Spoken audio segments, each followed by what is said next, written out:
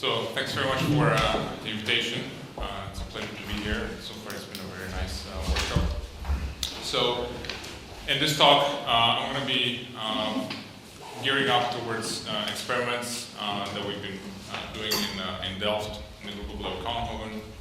And the main goal here is just working towards demonstrating topological superconductivity in a 2D topological insulator. So this is still, I'm not going to say that we've seen topological superconductivity, so that's not the conclusion of our experiments just yet, but that's just going in that direction. So here's the collaborators that I've been working with on these experiments. So these are people that I did the experiments with in Delft. And the materials that I worked with were grown in Zurich in the group of Pribiag by the student, Christopher. All right, so this is just a brief overview of the talk. So in the first part, I'm just going to go over a very brief introduction on topological superconductivity in Majoranas. We've already had a few talks on that, so I'm not going to go into too much extra detail. And then I'm going to introduce the material system that we work with, which is a two-dimensional topological insulator, one of two known materials to show TI behavior, and that's these indium arsenide element quantum models. And then our actual experimental work will be the third part of the talk. All right, so if we look at one-dimensional topological insulator, we can essentially think of it as a nanowire which hosts this topologically superconducting phase in the bulk, and then at the ends where essentially there's a domain wall between the topological superconductor and just a non-topological phase. Majoranas appear always in pairs, of course, one at either end. And as we've seen also from Anton's talk earlier, when you have two of these Majoranas, you can actually think of them as a fermionic state. So the two Majoranas are in essence kind of half a regular fermionic state. And the key point here is that these two Majoranas, of course, are spatially separated, and so that provides a means to encode fermionic states in a non-local way, which has profound implications for quantum information processing.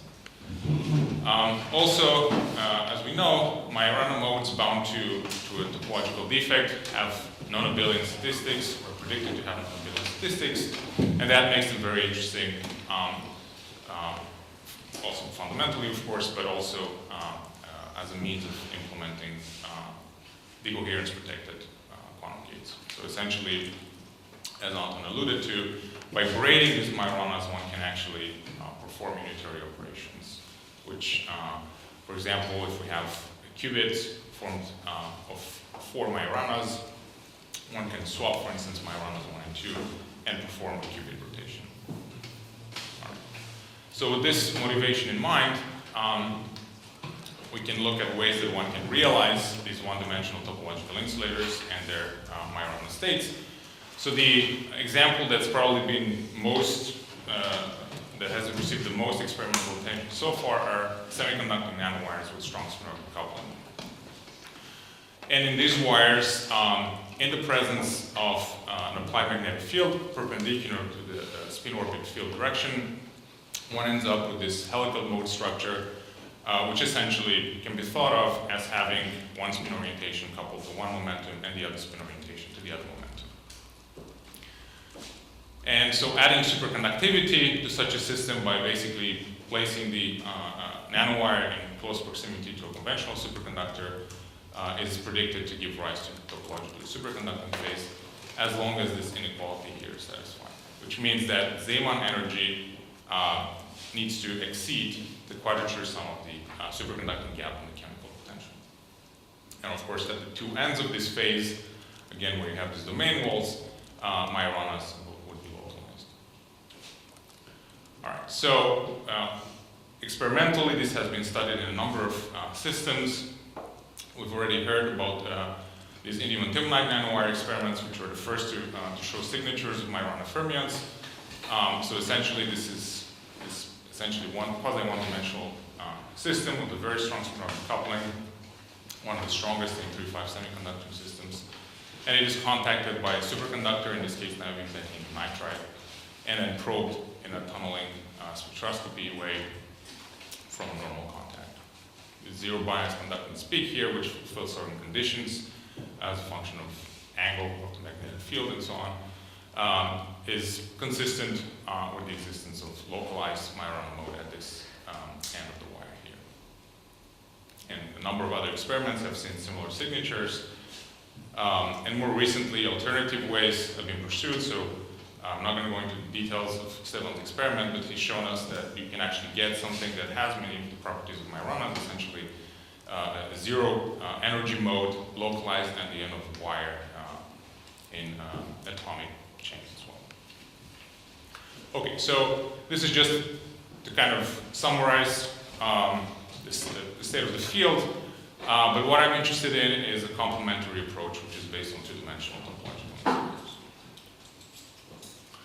So just a brief overview of topological insulators. I always find this diagram from Kane and Miller very instructive, I guess. Just going from a conventional insulator, which of course is just a band insulator. We're going to have a valence band, a conduction band, and a gap separating the two. This is a non-topologically trivial state, right? But now we can move into the regime of quantum topological insulators. But essentially, the quantum Hall effect provides the first, historically, the first example of such a system. So here, the applied magnetic field, of course, is going to localize carriers in the bulk. And so that gives rise to effectively a valence band and a conduction band. But now the difference is that within the gap, there are actually state gapless states, right? And these are these chiral states at the boundary of the sample. And moving on, the materials that are actually referred to as two-dimensional topological insulators, or equivalently quantum spin Hall insulators, are a class of materials that essentially also have insulating bulk and conducting edge states, but with very unique properties, right? So the edge states in these materials, as we've also heard in Marcus's talk just before lunch, they are essentially counter-propagating spin polarized modes. So they're what's referred to as helical modes, right? So spin up moves one way, spin down moves the other way. And of course, these modes are also gapless. So there's a strong difference, a large difference between the quantum Hall insulator and the 2D TIs, and that's the fact that whereas the quantum Hall phenomenon requires breaking time reversal symmetry, quantum spin Hall insulators or 2D TIs require or are protected by time reversal symmetry. All right, so just a little bit of background on the models that were used to show that certain types of materials act as 2D topological insulators. So one of the, perhaps the crucial ingredient to having a topological phase, or in this case a topologically insulating phase, is the requirement of having a region of space within the sample which has an inverted band structure. So in the case of 2D TIs, one wants to have a region of space where basically the conduction and the valence band are inverted, so these bands have, of course, opposite symmetries. In a conventional trivial semiconductor, the gamma 6 band is a conduction band, it's an S-like band, and the gamma 8 band, which is a P-like band, is a valence band. So in the topological insulator, of course, we have the opposite configuration, and in the case of mercury telluride, cadmium telluride quantum walls, it was shown by Bernavik, Hughes, and Zhang that one can actually have a transition between these two configurations as a function of the thickness of the quantum well. So we start here for low thickness quantum wells in trivial configuration, and as we increase the thickness at a critical point, there's this topological phase transition that occurs. So this BHZ model proposed by Bernavik, Hughes, and Zhang is essentially, well, it starts out from a 6-band Kane model, including the gamma 6 band and the light and the heavy holes in the gamma 8 band. And then it uses these to derive an effective 4-band derived like Hamiltonian. whose eigenstates are essentially these E1 and H1 states. And at the topological phase transition, there's something that can be thought of as a mass term, which changes sign, and that's essentially equivalent to changing the symmetry of the band structure. Okay, so with this in mind, I think it's good to compare what topological superconductivity would look like in the case of 2D TIs with the more familiar example of nanowires. Right? So we've already seen that in the case of nanowires, what is required is strong spin-orbit coupling, an applied magnetic field, and induced superconductivity. In the case of 2D TIs, actually the requirements are very similar. One wants to have these helical edge modes. But the advantage of this class of materials is that the helical edge modes are, of course, intrinsic in the material. So one doesn't need to apply magnetic fields. In fact, one can, in principle, observe topological superconductivity in this material, even at zero magnetic field. And so that's described by this inequality here. So the Zeeman energy actually has to be lower than the quadrature-sum superconducting gap and the chemical potential. So I think this is one of the main advantages for using 2D TIs. It's just the fact that they provide intrinsically the properties that are required, except for superconductivity, of course, which has to be induced externally. All right. Now, so this describes what one needs to do to have topological superconductivity. If you also want to isolate, to localize Majorana modes, you need to do a little bit more than that. So one idea is to, again, rely on this inequality here to create a domain wall, right? That's what is needed, a domain wall between the topological superconducting phase and the non-topological phase. And the way to do that is to use ferromagnetic insulator, for example, to induce a magnetically dominated gap in the edge modes. So essentially, one creates a topological superconducting phase where the edge modes are proximatized by the superconductor, and one just opens a magnetic gap in the edge mode spectrum with a ferromagnetic insulator. So that's the overall idea. And the Majorana modes would be localized in these regions. All right, so now just a few words about the material system that we use. So it's these indium arsenide gallium antimonide quantum wells. So as I mentioned, this is one of two systems that experimentally show signatures of 2D TI behavior. The other one being mercury telluride quantum wells, which we've heard about before lunch.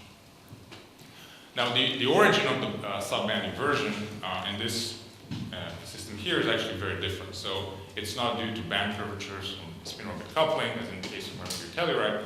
It's actually just due to the fact that it's a double quantum well system, which under the right conditions for the thicknesses of these layers will lead to a type 2, a broken band gap alignment, where this basically the lowest electron level in indium arsenide lies about 150 MeV or so lower than the highest whole band within the gallium antimonide. So this would look something like this.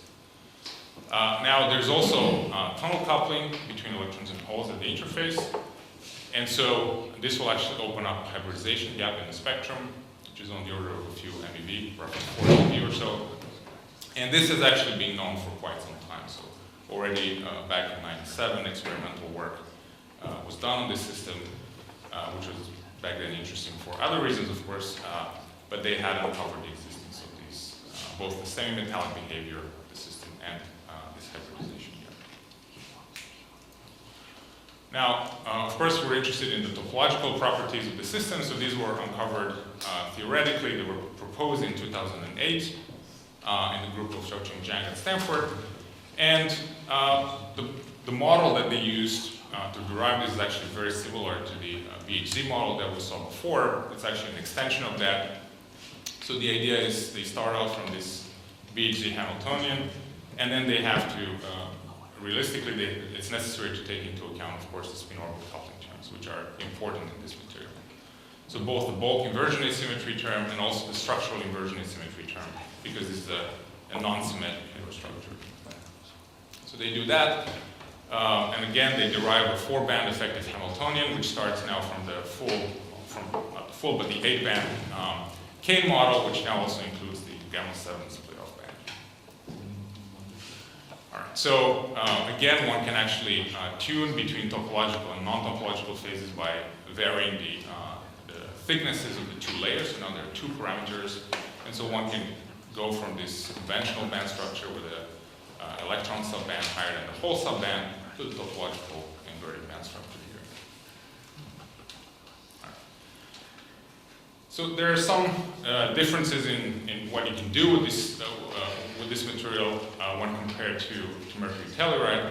I think one of the key differences is that this is based on 3-5 semiconductors, so it's in principle quite a bit easier to grow, and especially to nanofabricate.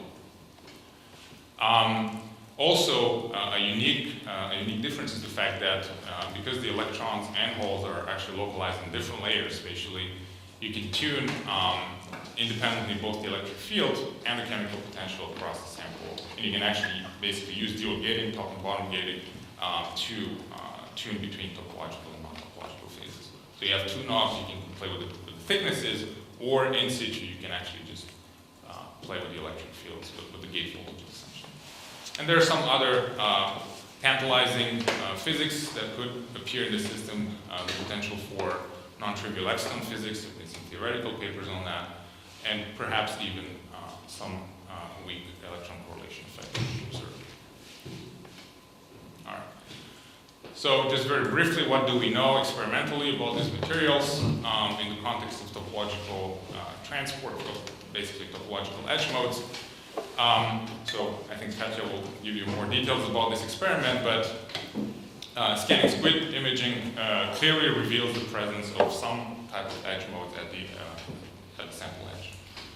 So for example, if the Fermi level is in the conduction band or in the valence band, one sees that the current is essentially uniformly transported through the sample, whereas if it's in the gap, it is strongly localized at the edges. So this doesn't say that these are topological edge modes, but certainly there are some edge modes.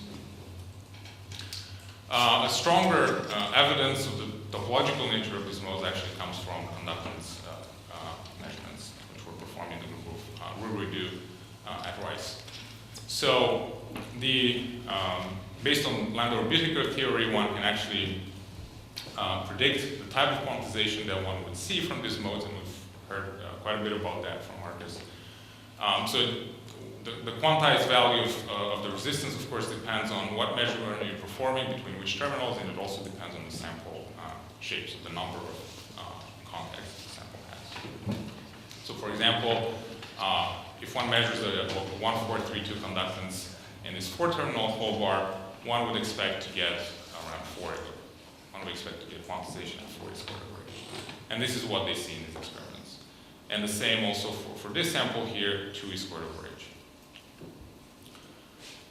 All right, so additional evidence also comes from very recent experiments from Delft, where they measured the phase diagram of a large hole bar. So the dimensions here are in the order of hundreds of microns.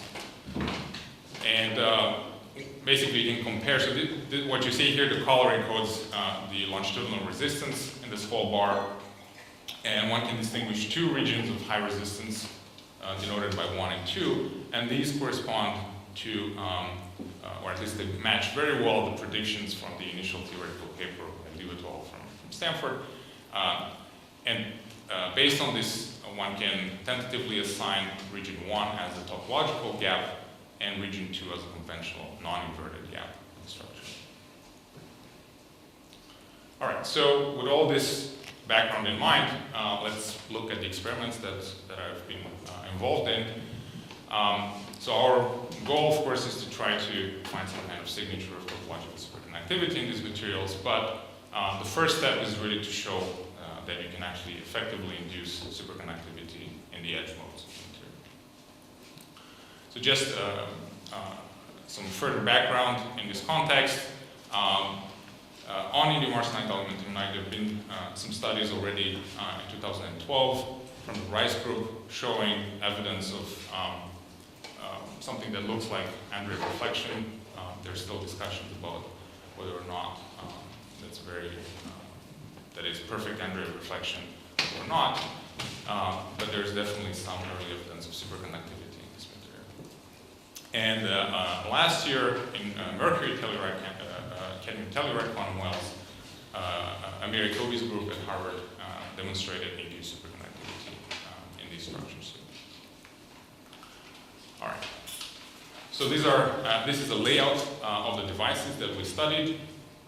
Here's a scanning electron microscope of the device partway through the fabrication process, showing essentially what would become the bridge of a Josephson junction, and here where the superconducting contacts will be placed. So the width of this bridge is about 4 microns, and the contact spacing is on the order of 400 to 600 millimeters, depending on the device. I should mention that all the etching that was done to define these devices is wet etching, so that's important because dry etching can actually induce damage. It's a very energetic process, so if you can find a nice old chemical process that's quite advantageous, and in this case it is possible. Not only is it low energy, but it's also a selective process, so you can actually etch, for example, just the antimonides or just the arsenides with different chemicals. That gives you nice control over these interfaces. So here's a completed device. You can see the superconducting contact. These are titanium aluminum contacts. And here's a top gate that we apply at the end. And of course, in the measurements, we are going to current bias the device and measure the voltage across it. So these are tunable Josephson junctions. All right, so here's first normal state characterization of this device. So we can vary the back gate voltage and the top gate voltage and measure the charge transport through the device. So let's focus on one line cut here as a function of top gate. So if we start at large positive voltages, we have a Fermi level that's somewhere here in the conduction band. And therefore we have an intermediate resistance value here. Now if we move left, so to less positive top gate voltages, we reach this charge neutrality regime corresponding to the Fermi level being in the gap, and here we observe a maximum resistance of just under 8 kilo ohms, which of course is less than the quantized value. And so that means that there's still some residual volt transport in the samples.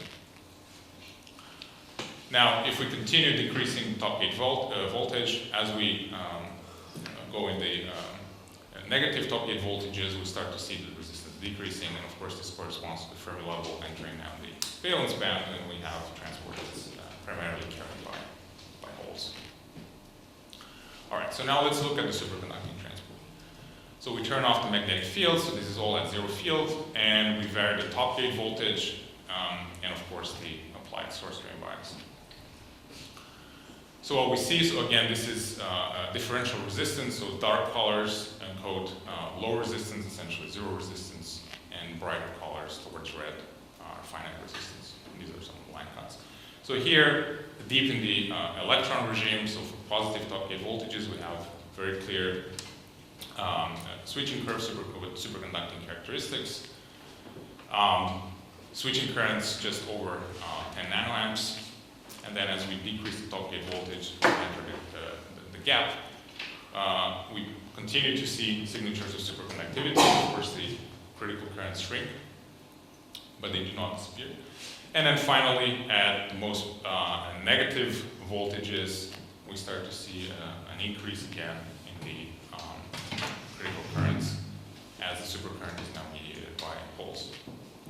So this is, I think, the first observation of supercurrent in all three transport regimes of 2D TI, going from electron, holes, and also at charge neutrality. So now we can also, so that demonstrates that basically these devices are Josephson junctions, this DC Josephson effect. We can do a little bit more than that. We can also look for signatures of the AC Josephson effect. So to do that, one of the most straightforward ways is just to shine microwaves on the sample. So we put the sample here deep in the electron regime, and first with no microwaves we measure this gray curve, just similar to what you've seen on the previous slide. But then when we start to apply microwaves at this fixed frequency here, 1.3 gigahertz roughly, we start to see these steps, which are a well-known manifestation of the AC Josephson effect, known as Shapiro steps. So these are the voltage steps here are quantized, and they're given by this relation here. So the only parameter, really tuning parameter, is the frequency of the applied microwaves. And indeed, if we vary the frequency, we see the expected linear behavior. We can also look at the dependence of these Shapiro steps as a function of amplitude of the microwaves, and we see this characteristic Bessel function behavior of the Shapiro steps. So it's very clear that these samples do show Josephson effect. Now the question is, as we put the Fermi level in the gap, what mediates the transport? So how is it localized at the edges, or is it just bulk transport of some kind? So we're going to try to answer that question using superconducting quantum interference measurements. And the idea is that if the Fermi level is in the conduction band, then we expect to have essentially uniform critical current distributions across the sample, and that should give rise to a Fraunhofer-like quantum interference pattern, which is well known, of course, in Josephson junctions. So specifically, this is characterized by a central lobe of large amplitude and with 2 fine nodes, twice the flux quantity.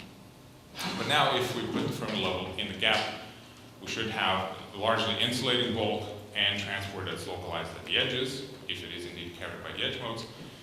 And that essentially means that we have 2 Josephson junctions in parallel, so it's just creating the Disius squeeze. So now we should see something like this, with essentially uniform amplitude and the central lobe with just 1 fine node.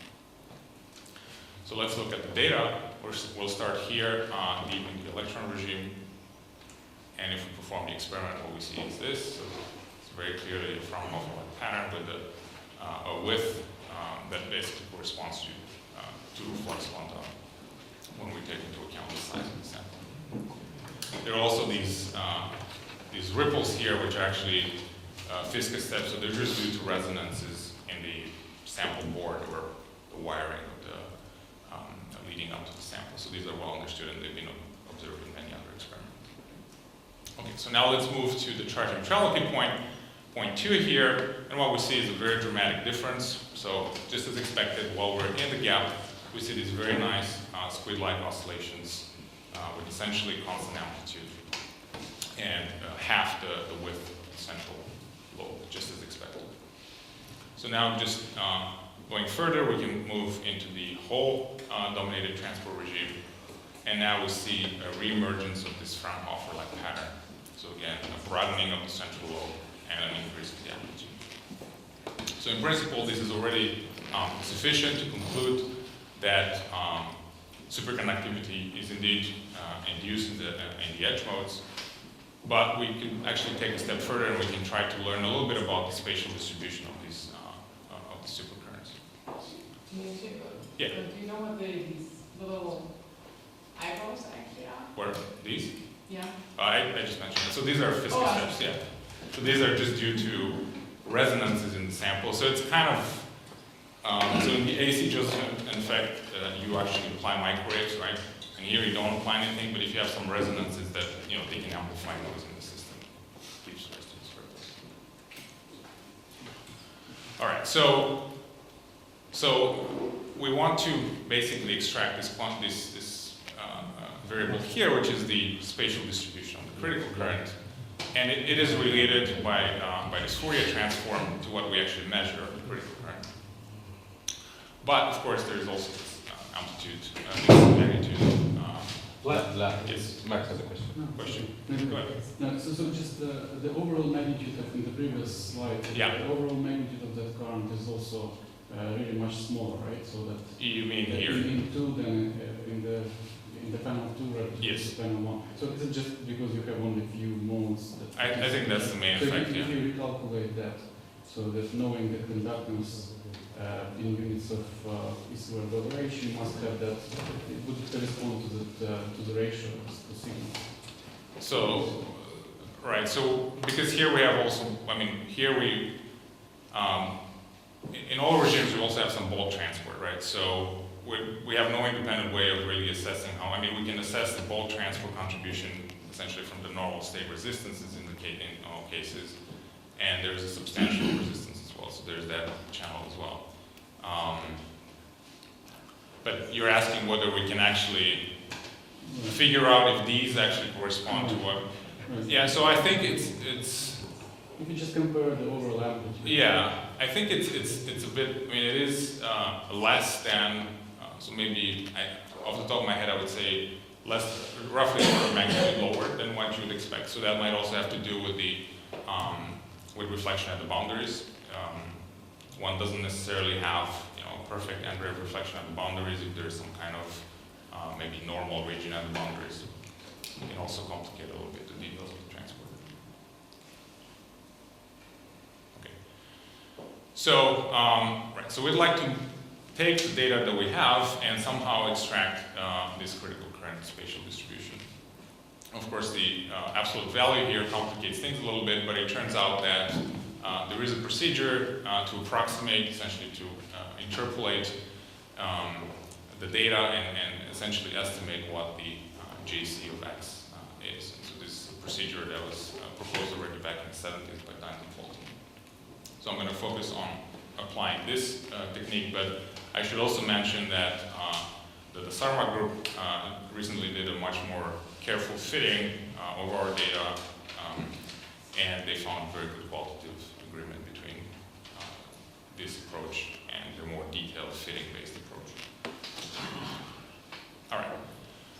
So now let's go back to the data and apply this technique to it. So now, in the electron regime here, what we see is this current distribution here. So, plus and minus 2 microns are the edges of the sample, right?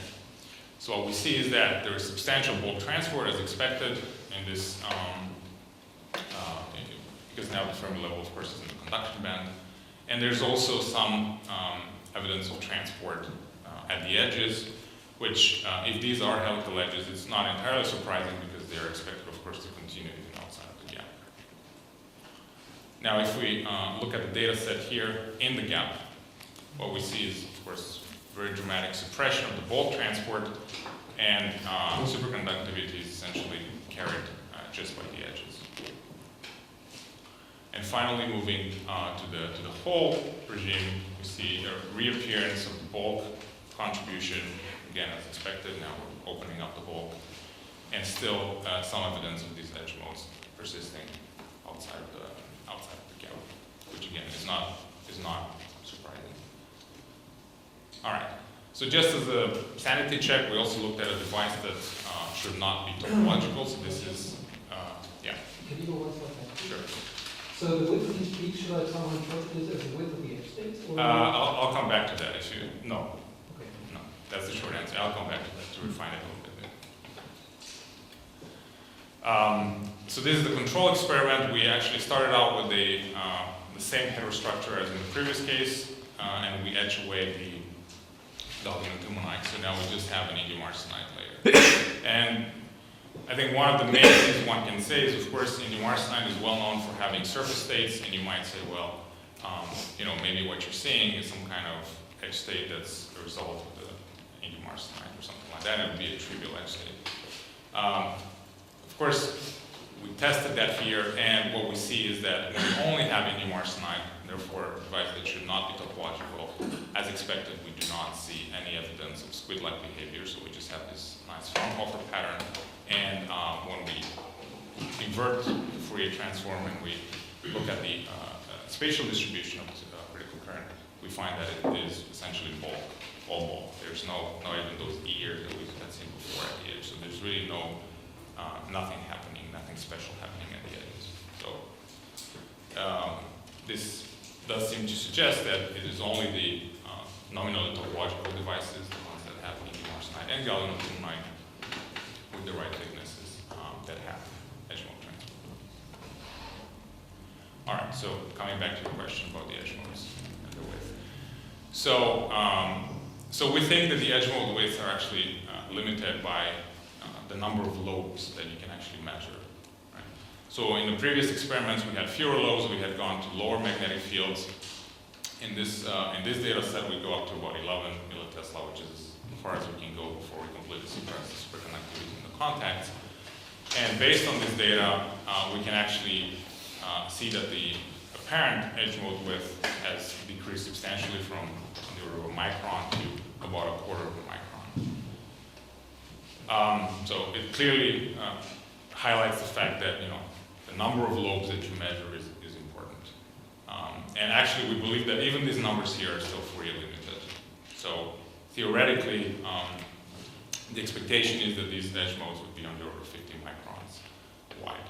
So if that's true, in any case, it's consistent with the data as far as it goes to the maximum resolution that we have.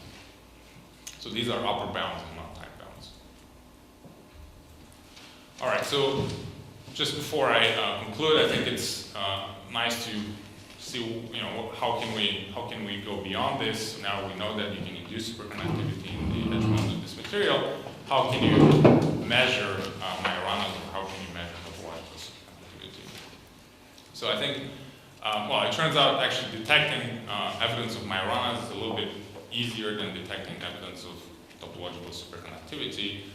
And one can actually do that based on the zero bias conductance measurement, which was proposed in Carl Beineker's group a few years back.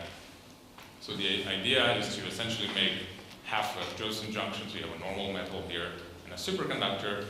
And you want to, naturally you're going to get topological superconductivity underneath the superconductor and around it, but you want to localize at least one of the Majoranas. Of course, the overflowing pairs, you want to localize at least one of them in a region of space and probe its transport properties. And there are different ways to try to localize them. One of them, which I already described in the beginning, is using a magnetic barrier, which opens a gap in the spectrum. There are other ways to do it. So one proposal is to use a large quantum dot threaded by magnetic flux, and this can also act as a backscatter of the edge modes. So in that case, you would have essentially Majorana localized in this region of space here. And the prediction from the theory is that the average conductance through this sample would show a zero bias, a peak at zero bias. So it looks something like this red curve here. So you have to average actually over several gate voltages, because in general what you would see is something that looks like this gray curve, which is some kind of universal conductance fluctuation. But only the signal at zero energy, which is mediated by this zero energy state, Majorana state, would survive the averaging procedure. So that's just a resonant transport. So you can also try to detect topological superconductivity directly, and probably the most conclusive experiment one can do is looking at the current phase relation and looking to see essentially this fractional Josephson effect. So the basic idea here is that if you have, let's say, a Josephson junction, which is made on a topological superconducting Josephson junction, you can thread a flux through it, so you can make it into a loop, topological loop, threading a flux through it. And at the edges of this Josephson junction here, you of course have Majoranas, which can, for example, overlap with each other. But the point is that you will have Majoranas appearing at the two ends. And these two Majoranas actually enable transport of single quasiparticles through the junction. So instead of just transporting charge 2e, Cooper pairs, as in a conventional Josephson junction, you can actually transport charge E particles. So what that means is that the current phase or current flux periodicity would be given not by h over 2e, but actually by h over e, so it would double. So if one can detect a substantial component of the current phase that is at this doubled frequency, then that would be a very strong proof of topological superconductivity in this system. So one of the challenges, of course, here is that this measurement is also sensitive to the parity of quasiparticles in the system. So one has to find a way to either preserve that parity or measure rapidly. So these are challenges that one has to deal with in this case. Okay. Yes? Yeah. So in that left picture, Yeah. what happens to the edge, between in the superconductor area between the two? Here, Yeah. Is it not important or it, happens there? I think, well, underneath that edge, you basically get this superconducting coupling between the edge modes, so you actually get a topological superconductor. Okay, so it's important that actually the electrons in that edge are coupled to the superconductor. Yes. So it's not enough. So see, I see two, parallel edges like this. Yeah. So if just those are coupled to superconductor, that's not enough. If these, what, you mean if this, You see, I see only two lines, right? you see only two lines, you don't see, yeah, of course, there's always going to be something there, right? I mean, the lines cannot end, right? So you cannot just stop the edge of a topological insulator, right? It has to go, it has to connect somehow. And in this case, it basically merges into this topological superconducting section and then remerges on the other side. But if you, for instance, if the coupling to the superconductor, it can, for instance, screw up the doping or things like that. So I'm just curious if these effects are important or not.